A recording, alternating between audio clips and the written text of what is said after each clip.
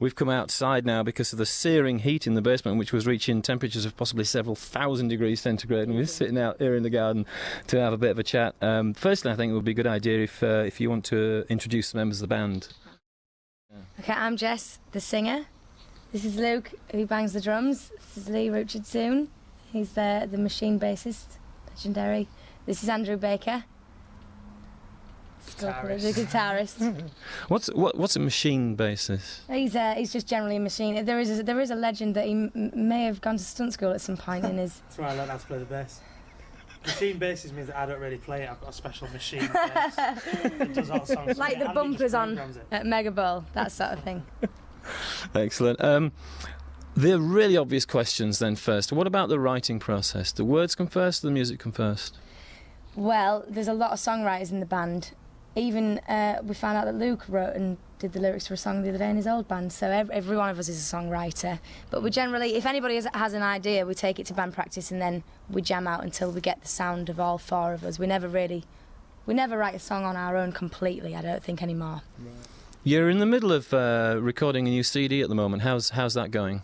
It's taking quite a long time, just because obviously we're waiting for my voice, we're waiting to get the right sound engineer. We worked with Ben Hammond quite well, but he's in Ampersand, he's in his own band now, so he's quite busy. So we just need to have a space of time where we can concentrate fully on the recording, get it finished and get it done. But because it's the festival season, we've decided to throw ourselves into doing the festivals. And we're getting organised ready for the Big Chill and Sunrise Festival. Is joining up with the Big Chill because it got bogged down a couple of weeks ago. So yeah, we're joining the guys from the Mighty Boosh to do a couple of sets there. I understand also that you're doing a thing for Sky Television, no less. What on earth's that about? Yeah, very exciting. Andrew Baker is the person who's organised this for us, so you should probably ask him the questions. It's a Sky series that's been put on by a guy called James Carr, a guy that we met through a contact of ours, and it's a music program where they're going to bring on somebody who's from the music industry, and they're going to listen to the bands and they're going to give their judgment and advice. So it's not so much a competition, more of like a showcase, as Jez said, and just our opportunity. It's kind of our first opportunity to get onto television and hopefully get a good response. I think what would be interesting to young bands who are listening to, have you got any advice for somebody who's like literally just starting out? I mean, you're kind of halfway, aren't you? You're sort of like in a halfway stage to sort of like getting your foot through the door. But if somebody was starting out, you must have learned a lot of things, mistakes and stuff that young bands could avoid. What's the best advice you'd give them? The first thing I have to say is that if you think that you're halfway, you must be there, because I think even if you think we're halfway, we don't think we're anywhere near where we need to be. And because there's more and more bands every day and everybody wants to be a rock star nowadays, it's sort of hard to distinguish, especially the way the style of music is going. Not that I'm saying anything in that, but everything is music. Just like I believe that everything is music, everything seems to be able to get into the charts if it's popular enough. So I think for people starting out, if you get a fan base, it's probably your ticket to ride, because if enough people buy your records for a long time, you've got a career. But because people come in and out of the music scene so quickly nowadays, even if you're in it, you might not believe it until it's gone again. So stamina is probably the best advice I can give to somebody who wants to start. Right, so really a new band starting out, the best thing you could say is just keep doing what you're doing. Just do your best and keep doing it. If you enjoy it. The main thing for me was that this band gave me energy, because I knew that it was where my music, I can't play music, so I can only sing and tell the band what I would like. And because I babble a lot, it's hard to understand, but I've got, luckily for me, 3 guys who understand what my babble means, and then we end up, when it's one of the songs that I feel like I've written, we turn it into our song, just like everybody else in the band thinks. I hope they feel the same way. So as long as the band has got a groove, if you all groove together and you all appreciate each other's input, then you can't go far wrong.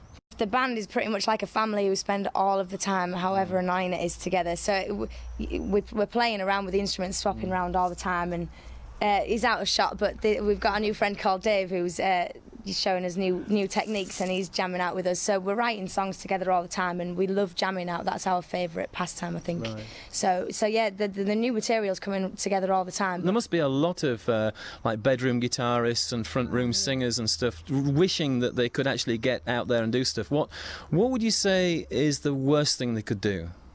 Not believe in yourself. Right. If you don't believe in yourself, you'll never be able to get on stage. And there's I imagine there'll be a lot of people who are guitar heroes, rock gods, and I love that game. But it's a lot different having the ability and then being able to play in front of thousands of people possibly, and a lot of critics who are just there to make you feel like you're not good enough. Right. So if you don't believe in yourself, then go to counselling before you start. You want to get into a band that you enjoy playing in as well. Yeah, you've got to because if enjoy you get it. yourself stuck into something which you're not actually, but you're doing it for the sake of being in a band. It's hard work. It's going to be hard. It's really hard. Yeah. It's a lot of fun at times, but then it's even harder the next day if it's been that much fun the night before. So yeah, you've got to be careful not to live it too much, because there is a lot before you get roadies. You've got to lift everything yourself. That's what roadies are there for, because if you have to do it all on your own, just like starting any business, and being in a band is a business. Yeah.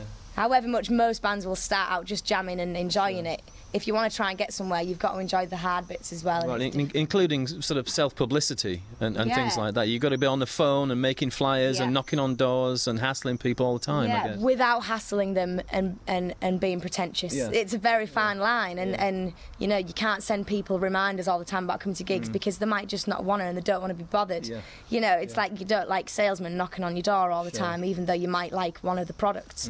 So you've just got to, I think you've just got to enjoy it. One of the main feedback I've got from people is that the vibe we have on stage is enjoyable to watch. They don't say anything about the music. I mean, a lot of people say that they enjoy the music, but a lot of people say the energy on stage, you know, you look like you're enjoying it, and then they enjoy it because of that. So if you enjoy it, you're half there for me, I think. Going back to the music, at the head of the show you played the tune Train. What's that about? What's the story with that? Because I know a lot of your tunes do have little stories in them. What's going on there? Train for me, Train was the music was actually originally written by Andy, and then I was allowed to write my own words because I have to make the melody up. So for me, the words were about thinking about your history, where you're from, the people you miss from when you're growing up, and how you think of them fondly when you live in the life that you would live without them. But even though they're not in your lives anymore, they always are, they've made you who you are. Cool. Yeah. And also I understand that you're going to finish us off now with a tune. What was this called? Nugly? Yeah, we're going to get back in and boil up playing Never Gonna Lose Your High, which is pronounced Nugly, which is difficult to spell. The song was when these guys were all outside having an argument, and me and Luke started jamming some disco out, and slowly everyone walked in one by one and started jamming this disco beat out. And we got the groove. We felt the groove in our bones, didn't we? We're never going to lose our high. Haha. Excellent. Well, it's been a real thrill talking to you. It's been a lot of fun. It's been very hot down in the basement, and we're gonna head off back down there now to hear this new tune. If you want to introduce it. And we'll go and do that thing. Okay, this is Never Gonna Lose Your High by The Summits. Thanks for watching. Yeah. Thank you.